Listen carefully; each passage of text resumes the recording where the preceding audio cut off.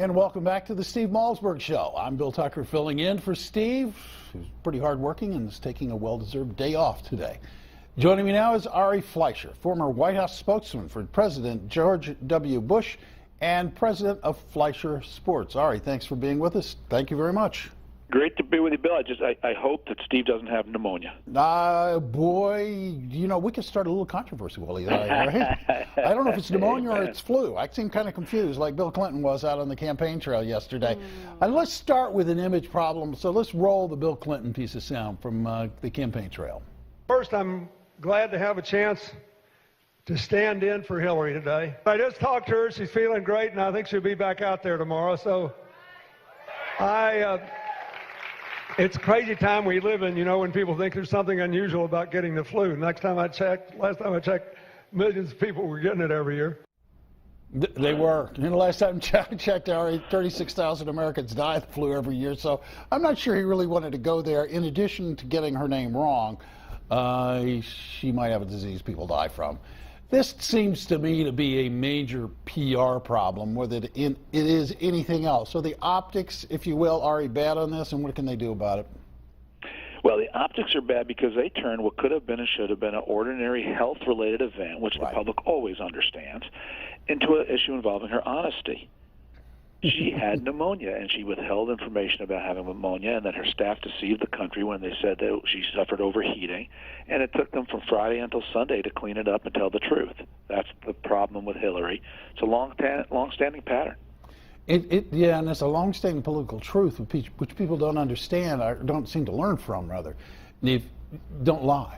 Just don't cover it up. If you're that's sick, exactly tell right. people. And, you know, and I read in 1998 when she was First Lady, she had a blood clot behind her knee. And she wanted to power on back then, good for her, and not stay at the White House as her doctors had told her to do as First Lady. But she deceived her staff, and she had her staff under the impression that it was a knee injury, not a blood clot. You know, this is her pattern. And this deception, this deceit, this tell something else than it is, it will get you every time. And that's one of the fundamental flaws of her entire campaign and her entire career, frankly. Wow.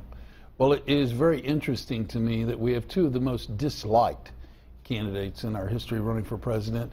Yet in the contest for who's disliked the most, she seems to be winning right now. And I'm laughing because it's a bit of an irony. People trust her less than they trust Donald Trump.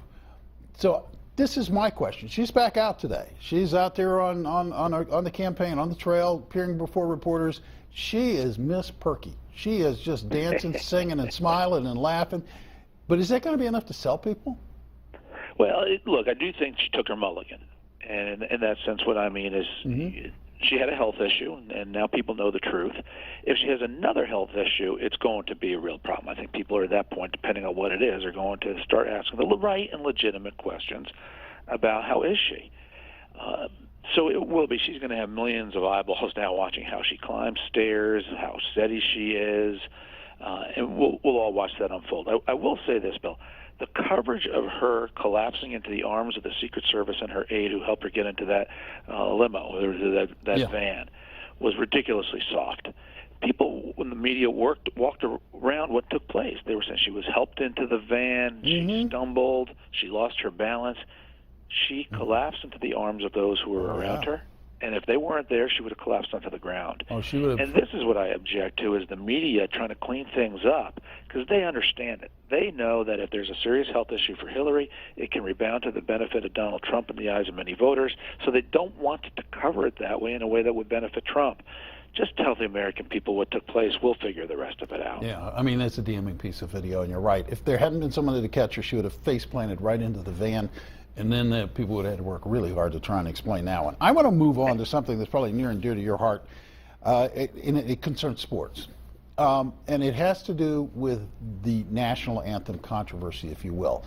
Now, let me state really plainly at the beginning of this conversation for viewers who are watching, I have no problem with Colin Kaepernick exercising his freedom of speech. He wants to do that. He can do that. We live in a country where he gets to do things that tick me off, and I get to do things that tick him off, and that's the way it works, and it always will work if I have anything to say about it. That being said, This is a bit of a mess. I've been involved in athletics all my life. I have a kid who was a Division I athlete.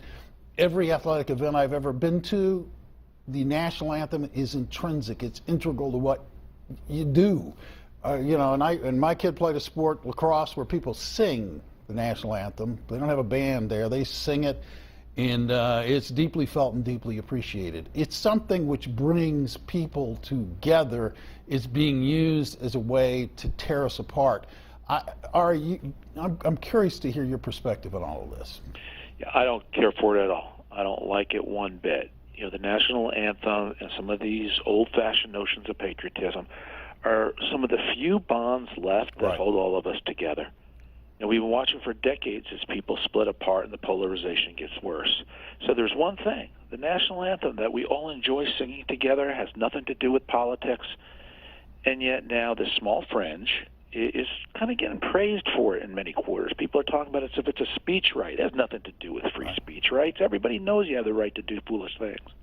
This is something I just lament. I wish he wasn't doing it. And if he really feels that strongly about it, he should run for office or do something about it and no longer play football. Well, actually, you anticipated the direction I want to take this, because I was looking up some research, thinking about a piece I was going to post maybe on our Newsmax Facebook page. The 10 or 11 players last week who participated in some sort of protest, taking a knee or what have you, their collective salaries are over $326 million. That's what they've collected. That's not what they're going to collect going forward. That's just what they have in their pockets now, including Kaepernick's guarantee. That's a lot of money. Money speaks. Why can't these gentlemen get an advisor who says, if you really care about this, if you're really concerned about this, here are things you can do with your money to make a difference? Well, that's why I said this is a fringe. I mean, these are wealthy, millionaire, fantastic athletes who have been mollycoddled and treated well throughout their playing careers, and that goes right from when they started to bust out in junior high school or in high school, right through college and into the pros. And they talk about oppression. I don't get that. Now, if they're talking about oppression of others, then don't bring politics into sports. Right. Go run for office. One of the greatest things about sports, it's an escape from politics. It's an escape from the polarization. It's a wonderful bonding place where Americans from all walks of life, and regardless of party, can go and enjoy being together to watch a game and cheer. Yeah. Keep politics out of it. In my opinion, it's a stupid protest, and it's an irritating protest. If you want to create a conversation about this, you have the money to do it. Now what's happening is we're seeing this spread. We yesterday saw a state rep down in Missouri. She refused to stand for the national anthem. She refused to stand and take a pledge of allegiance. This is a person who's taken an oath to uphold and defend the law and the Constitution. We saw Chris Brown, an entertainer that, frankly, I think should just be in jail because he irritates me, that's all. But, I don't like him. But now he's sitting down. We're seeing disrespect with the country being advertised and promoted as if it were something good, when I prefer like what the Dallas Cowboys did where during preseason, where they brought the police to the camp, out to their training camp and to the fields, and they held a display of unity, and it didn't mean that they didn't think there were problems that were wrong, but they at least brought us together and reminded us that we're all in this together. That's right. And that is what the national anthem represents. God Bless America represents. And as I said earlier, there's so few things left that we can all feel good about together as one nation. And I just hate to think that one of those last few remaining good things left is now the growing threat that so many people, the fringe of people in professional sports, and maybe it's spreading, now have something against. It just feels wrong on every level to me. This is a real quick question because I have very little time left. But should the NFL, in fact, do anything about this, or just let it go? What makes me so uncomfortable here is that I know if a player had done something that the NFL would perceive as a slight to politically protected group, so to speak, to liberal community, I'm sure the organizations would speak out against it. But here, when you take on something that's kind of revered by most Americans and people think patriotism, that's just free speech, let them go. You know, people are selective about what they will act against and take enforcement action against. So true. All right, I got to cut it off frankly, there. if I owned the team, I wouldn't have tolerated it myself. You and me both, actually. Ari Fleischer, thank you. Former White House spokesman for President George W. Bush and president of Fleischer Sports. Coming up, more on the Steve Malzberg Show.